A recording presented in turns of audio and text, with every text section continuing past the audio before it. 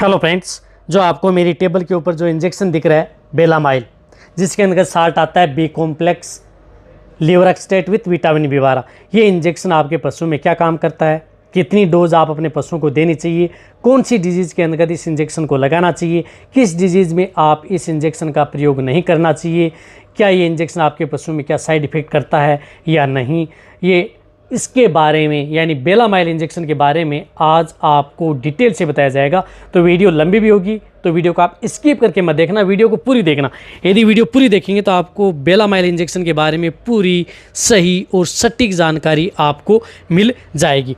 जो अपना ये नया चैनल है विजेंद्र वेट केयर, इस चैनल को भी आप सब्सक्राइब कर लें और साथ में आप जो बेल आइकन है उसको भी दबा लें, क्योंकि इस चैनल पर भी आपको आने वाले समय में बहुत ही अच्छी और नॉलेजेबल वीडियो मिलती रहेंगी। जो अपना पुराना चैनल है वेट पेट एंड केटल, उस चैनल पर तो वैसे वीडियो तो बनी हुई है, लेकिन आपको और भी लेटेस्ट वीडियो चाहिए तो ये आप देख सकते हैं। देखो, ये बेलामाइल जो इंजेक्शन आता है इसके बी कॉम्प्लेक्स लीवरएक्सटेट, यानी लीवरएक्सटेट का मतलब यदि आपके पशु में किसी भी प्रकार की लीवर से संबंधित कोई भी यदि आपके पशु में बीमारी है तो ये इंजेक्शन उनमें बहुत ज़्यादा काम करता है। यानी इसके अंदर लीवरएक्सटेट मिला हुआ है। लीवरएक्सटेट का मतलब है कि यदि आपके पशु में किसी भी प्रकार की लीवर से संबंधित कोई बीमारी या मेटाबॉलिक से संबंधित कोई बीमारी यदि आपके पशु में हो जाए, कई बार यदि आपके पशु में जिस प्रकार से बैक्टीरियल प्रोटोजोआ जनित रोगों में भी इस इंजेक्शन का प्रयोग साइड थेरेपी के तौर पर किया जाता है। यानी ये इंजेक्शन और साथ ही साथ इसके अंदर विटामिन बी 12 जो साइनोकोबालामिन इसका केमिकल नेम होता है, और ये आपके पशु में किसी भी प्रकार की यदि आपका पशु भूख कम लग रही है, खाने में दिक्कत आ रही है, जुगाली बाहर फेंक रहा है, तो उस स्थिति में भी आपके पशु में बहुत ही अच्छा फ़ायदा देता है। या जो आपका पशु कमज़ोर है, आपने कई पशु ऐसे देखे होंगे बहुत ज़्यादा कमज़ोर हैं, उन्हें आप खूब खिलाते पिलाते हैं फिर भी वो कमज़ोरी होते ही कमज़ोर आपको दिखते हैं। तो उस स्थिति में भी आप इस इंजेक्शन का प्रयोग आप अपने पशु चिकित्सक के द्वारा इसका प्रयोग करवा सकते हैं। देखो, आप कौन कौन सी डिजीज़ में आप इस इंजेक्शन को लगा सकते हैं। यदि आपका पशु सिंपल इंडाइजेशन है, खाना पीना कम कर रहा है, जुगाली नहीं कर रहा है या जुगाली कम कर रहा है, खाता कम है, तो उस स्थिति में भी आप इस इंजेक्शन का प्रयोग अपने पशु चिकित्सक के द्वारा करवा सकते हैं।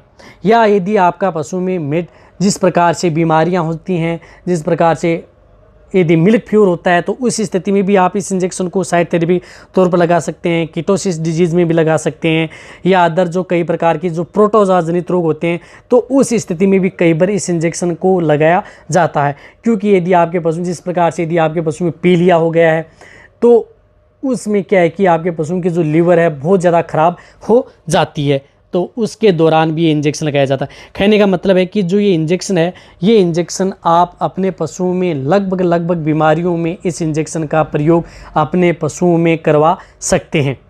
ज़्यादातर आपने पशुओं को देखा होगा कि कई बार आपने इस पशु का ट्रीटमेंट भी करवा चुके होते हैं, फिर भी आपका पशु प्रॉपर जुगाली नहीं कर पाता है या नहीं उठा पाता है। और कई बार पशु ऐसे देखे होंगे कि जिनकी लीवर कमज़ोर होती है, जो कि उसे कुछ खिलाते हैं या ज़्यादा आप उसे कुछ खिला भी देते हैं तो डायरिया, दस्त, पेचिश उन पशुओं को बार बार हो जाता है। तो उस स्थिति के दौरान भी आप अपने पशुओं को ये बेलामाइल जो इंजेक्शन है उन पशुओं को आप लगवा सकते हैं। और रही बात, एक और बताना चाहता हूँ कि जो ये इंजेक्शन है, ये इंजेक्शन आपको सिर्फ और सिर्फ इंट्रामस्कुलर यानी मांस के अंदर ही लगवाना है। इंट्राविनस यानी नस के अंदर ये इंजेक्शन कभी भी प्रयोग न करवाएं, क्योंकि नस में जब भी यदि लीवरएक्सटेट साल्ट का कोई भी जो इंजेक्शन होता है, इस इंजेक्शन को यदि वेन में लगा दिया जाता है तो उस पशु की जान भी ले सकता है। रही बात इस इंजेक्शन को ये आप कौन से इंजेक्शन के साथ आप नहीं लगा सकते, इस इंजेक्शन को जिस प्रकार से आप ऑक्सीटेट्रासाइक्लिन साल्ट की जो एंटीबायोटिक इंजेक्शन यदि आप प्रयोग करते हैं तो जो ये आपको ऑक्सीटेट्रासाइक्लिन दिख रही है, इस इंजेक्शन को और इस इंजेक्शन को दोनों को एक साथ एक सिरिंज में मिलाकर कभी भी आप पशुओं को न लगाएं, वरना पशुओं की जान भी जा सकती है। या जिस स्थिति में आप एक पुट्ठू में यदि आप बेलामाइल लगा दिया है, उसी में यदि आप ऑक्सीटेट्रासाइक्लिन उसी साइड में न लगाएं, दूसरी साइड चेंज करके ही दूसरी साइड में ही आप इंजेक्शन लगाएं, ये भी आपको ध्यान रखना है ये। और रही बात इस इंजेक्शन की डोज की, तो डोज ये है कि इसकी वैसे तो डोज यदि जो लार्ज एनिमल्स हैं, बड़े पशु हैं, उसके अंतर्गत इसकी डोज 10 ml ही काफ़ी होती है।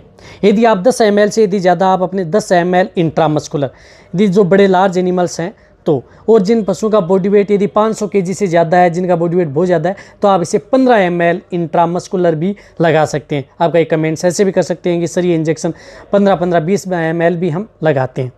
तो यदि आप 15-20 ml ये इंजेक्शन लगाते हैं तो आपकी बेवकूफ़ी ही है, क्योंकि ये आपके पशु में सिर्फ काम तो करता है 10 ml का, और ये जो 10 ml यदि आप एक्स्ट्रा लगाते हैं वह आपका पशु के कि पेशाब के साथ, यूरिन के साथ बाहर फेंक देता है।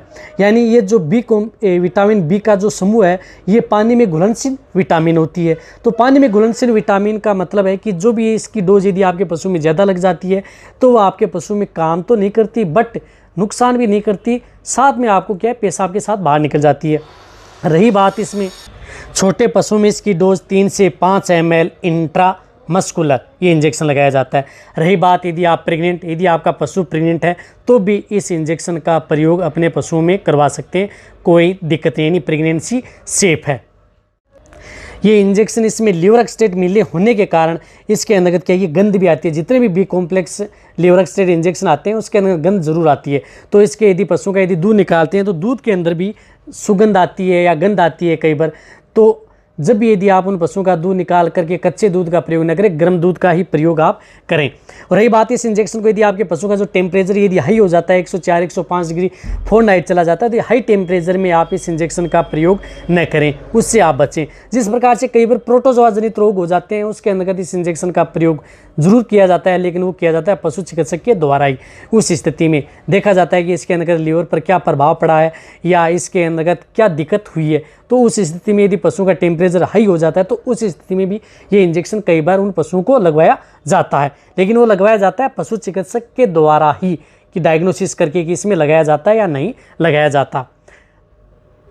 रही बात इस इंजेक्शन के कोई साइड इफेक्ट, तो अभी तक बेलामाइल जो बी कॉम्प्लेक्स एंड लीवरएक्सटेट जो इंजेक्शन के साथ के जो इंजेक्शन आते हैं उस इंजेक्शन का अभी तक कोई इस तरह का कोई साइड इफेक्ट आपके पशु में नहीं होता है जो आपके पशु में बहुत ज़्यादा मेजर प्रॉब्लम करे। जहाँ तक होता है ये पशुओं के लिए सेफ होता है। एक और बताना चाहता हूँ कि शॉर्ट तरीके से आप अपने पशु, जो पशु कमज़ोर हैं, खाना पीना नहीं कर रहे हैं, जुगाली नहीं कर रहे हैं, रामबाण है, उन पशुओं को आप ज़रूर दें, लगातार दें। 1 दिन से लेकर के लगातार 5 दिन तक भी उन पशुओं को ये इंजेक्शन ओनली ऑन इंट्रामस्कुलर दिया जाता है। हाई डोज न दें, डोज जितनी होती है उतनी डोज दें, अच्छा रिजल्ट लेना है तो। और किसी भी तरह के मेटाबॉलिक डिजीज़ में आप इस इंजेक्शन का प्रयोग कर सकते हैं। कई इस प्रकार की जो बैक्टीरियल, वायरल, फंगल या जो प्रोटोजोआ जनित रोग होती हैं उसके अंदर भी यह साइड थेरेपी के तौर पर इस इंजेक्शन का प्रयोग करवाया जाता है। अब देखो, आपको मैंने पूरी अच्छी और डिटेल से जहाँ तक हो सकता है बेलामाइल के बारे में पूरी जानकारी देने की मैंने कोशिश की है। यदि आपको मेरी वीडियो अच्छी लगी है बेलामाइल पर तो आप नीचे जाके कमेंट में लिखिए। मेरी वीडियो को आप अपने दोस्तों के साथ, पशुपालकों के साथ और मेरे जितने वेटरनरी असिस्टेंट हैं उनके साथ भी आप इस वीडियो को जितना उसके शेयर करें। मेरी वीडियो को आप लाइक करें, आपके एक लाइक से मेरे को मोटिवेशन मिलता है और मैं आपके लिए अच्छी से अच्छी और नॉलेजेबल वीडियो आपके लिए हर समय ऐसे लाता रहूँगा। इसी तरह से आप मेरी वीडियो देखते रहें, इसी तरह से आप मेरे को प्यार देते रहें। थैंक्स, धन्यवाद।